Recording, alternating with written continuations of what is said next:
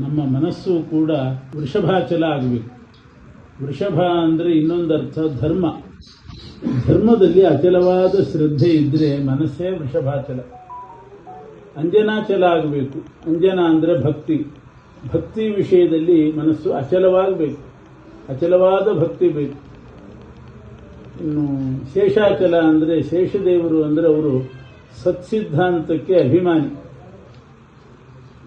ಸತ್ಸಿದ್ಧಾಂತ ಆಚಾರ್ಯರ ಸಿದ್ಧಾಂತವೇ ಸತ್ಸಿದ್ಧಾಂತ, ಅದರ ಅಭಿಮಾನಿ ಶೇಷದೇವರು.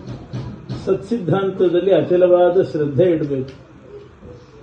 ಇನ್ನು ಪಾಪ ಮಾಡೋದಿಲ್ಲ ನಾನು ಅಂತ ಪ್ರತಿಜ್ಞೆ ಮಾಡಿ ಅಚಲವಾದ ರೀತಿಯಲ್ಲಿ ಅದನ್ನು ನಡೆಸಬೇಕು. ಆ ಪ್ರತಿಜ್ಞೆಯನ್ನು ಆವಾಗ ಮನಸ್ಸೇ ವೃಷಭಾಚಲ, ಅಂಜನಾಚಲ, ಶೇಷಾಚಲ, ವೆಂಕಟಾಚಲ ಆಗ್ತದೆ. ಯಾಕೆ ಧರ್ಮದಲ್ಲಿ ಅಚಲವಾದ ಶ್ರದ್ಧೆ, ಭಕ್ತಿಯಲ್ಲಿ ಅಚಲವಾದ ವಿಶ್ವಾಸ, ಆಮೇಲೆ ಸತ್ಸಿದ್ಧಾಂತದಲ್ಲಿ ಅಚಲ ವಿಶ್ವಾಸ, ಪಾಪ ಬಿಡುವ ಅಚಲವಾದ ಪ್ರತಿಜ್ಞೆ. ಇಷ್ಟಿದ್ರೆ ಮನಸ್ಸೇ 4 ಹೆಸರು ಪಡೀತದೆ. ಇಷ್ಟಾಗಿಬಿಟ್ರೆ ವೈಕುಂಠದಲ್ಲಿರೋ ಪರಮಾತ್ಮ ಮನಸ್ಸಿನಲ್ಲೇ ಬಂದು ನೆಲೆಸ್ತಾನೆ.